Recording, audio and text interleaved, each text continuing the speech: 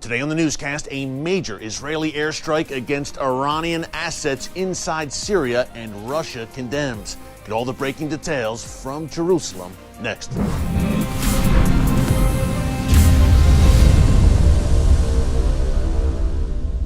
Hey folks, Eric Stakelbeck here. Welcome to the Watchman newscast and welcome to Jerusalem. It's our final day of filming here in the land of Israel after an incredible week of production. Now, you saw some of it a few days ago. We posted it here in the newscast. You can see it in our archives, filming in the Galilee, filming right here in Jerusalem and beyond. And a quick programming note, folks.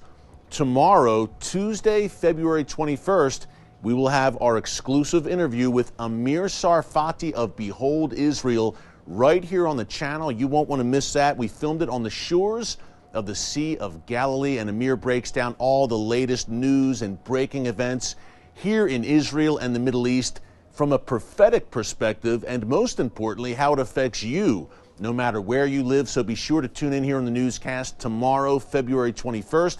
And if you missed any of our newscasts from right here in Israel, again, just check them out here on the channel in our archives on the homepage under newscasts.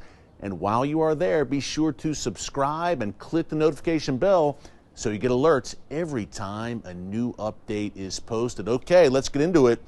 We've got some more details on that Israeli airstrike Saturday night in Syria. Now, folks, you may have heard some about this as of now that we're coming to you on Monday, but here's a quick update. Here is what we know. Number one, the big news: Russia condemns Israel over this airstrike. More on that in a minute. But first, let's set the backdrop a little bit. Late Saturday night, airstrikes were conducted in a neighborhood just outside of the Syrian capital of Damascus. It is called Kfar Sousa. Now, according to Middle East media sources, an Iranian school, probably not the kind of school where it's reading, writing, and arithmetic, needless to say, but a so-called Iranian school just outside the Syrian capital of Damascus was struck, and reportedly there may have been some Iranian militia officials inside that school. They may have been the targets. We're waiting for more details to emerge. What we do know is at least 5 people were reportedly killed. And again, this was a residential neighborhood. 5 people were reportedly killed, some 15 reportedly injured, yet the casualties were not caused by the Israeli strikes. And by the way, Israel has not claimed responsibility. That is the MO of the Israel Defense Forces when things like this happen. Nevertheless, the deaths were reportedly caused by Syrian anti-aircraft fire, I guess an errant missile, as Syria was responding to the Israeli airstrikes. Now, Iran isn't saying anything. We're not sure who exactly was hit, which officials were hit. Was there a high-ranking official there that Israel really wanted to target? We don't know yet. What we do know undoubtedly is that this strike did indeed happen late Saturday night. And of course, folks, as you know from watching the newscast on a regular basis, Israel has carried out hundreds of such strikes over the past decade, targeting Iranian and Hezbollah assets in Syria at Israel's doorstep. Why is Israel doing this? Real simple, 2 reasons. Number one, they're trying to push back Iran's advances towards the Israel-Syria border. Iran's goal in Syria is to form a permanent forward base from which they can attack Israel. And number 2, the precision-guided missile threat, PGM for short. Iran is hell-bent on shipping those advanced PGM parts through Syria into the hands of Hezbollah in southern Lebanon to then be used against the Jewish state. That is an absolute red line for Israel. Those precision-guided missiles do exactly what their name says. They're designed to hit the targets with greater accuracy and greater precision. Again, that is a non-starter for Israel. So that is why you've seen Israel consistently strike Iran inside Syria. Again, no Iranian response yet to the strikes over this weekend, but the Israeli strikes also come on the heels of an Iranian strike against an Israeli-owned cargo ship last week. Now, an Israeli businessman named Eyal Ofer owns this ship that was struck in the Persian Gulf last Friday by Iranian suicide drones. Now, thankfully, no one was hurt or injured. There was some damage to the ship, but it's pretty clear that Iran, not an Iranian proxy, Iran itself, the Iranian regime, was behind this drone strike against Israeli-owned shipping. And this fits with the tit for tat for sea that's really been going on now for at least 2 years, folks. We've reported about this on the newscast on a frequent basis.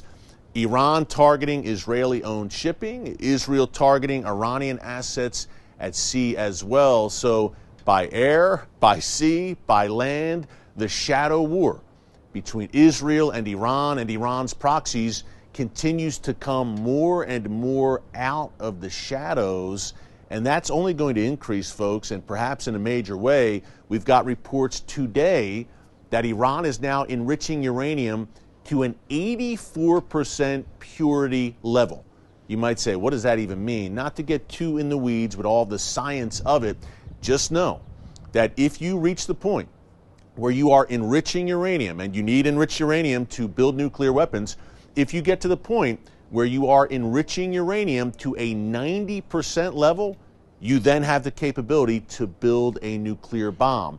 Iran reportedly is now at 84%, just 6% away from what they need to have the bomb. So this is sending some shock waves throughout the region, needless to say. And the interesting thing about this, it's the UN saying this. The UN, which has not exactly been tough on Iran's nuclear program. Another thing to keep in mind, as Iran continues to see itself as a drone superpower here in the region. I mentioned the attack against Israeli shipping recently. Israel's defense minister Yoav Gallant said last Friday that Iran is now looking to export that drone technology throughout the region. Now, we know that Iran has supplied Russia with at least 2,000 of these suicide attack drones to be used in Ukraine. Now Iran wants to export them to other countries. I'm thinking Belarus, Venezuela, North Korea, Iran's allies, other rogue regimes in the world. So Iran, again, certainly sees itself as a drone superpower, folks. They are rolling these off the assembly lines inside Iran, and at times Israel has even reportedly targeted some of those Iranian drone factories. Hey, but the plot thickens there. Speaking of which, I mentioned that Russian condemnation. This fits with a pattern that we've covered pretty extensively here in the newscast over the past few months. The more that Israel strikes in Syria, the more that you are seeing heated responses from the Russian Foreign Ministry. Now, the strike over this weekend, Russia called a, quote, flagrant violation of international law. Folks, that's pretty rich coming from Russia, considering what it's doing in Ukraine right now. But needless to say, these are the kinds of statements coming out of the Russian Foreign Ministry towards Israel. You can expect that to intensify, number one. And number two, is this really any surprise? Look, folks, at the end of the day, Vladimir Putin, the Russian regime, are aligned shoulder to shoulder with Israel's greatest enemies.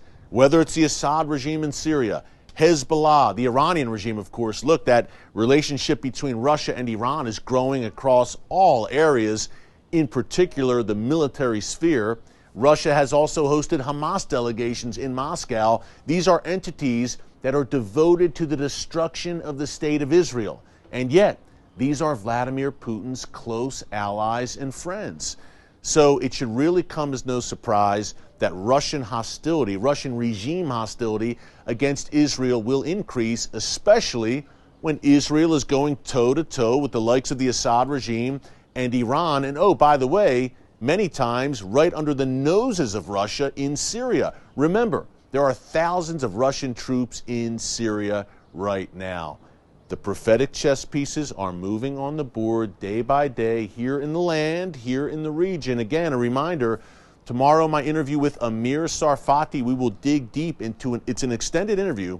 We'll dig deep into all of these subjects. It's a great interview. Check Amir out, by the way, at Behold Israel, his YouTube channel as well. It's going to be good. That is tomorrow, Tuesday, February 21st. Until then, from the land of Israel, from the one and only ancient and ancestral capital of Israel, God's city, Jerusalem, thanks for joining us. God bless you. And remember, never hold your peace.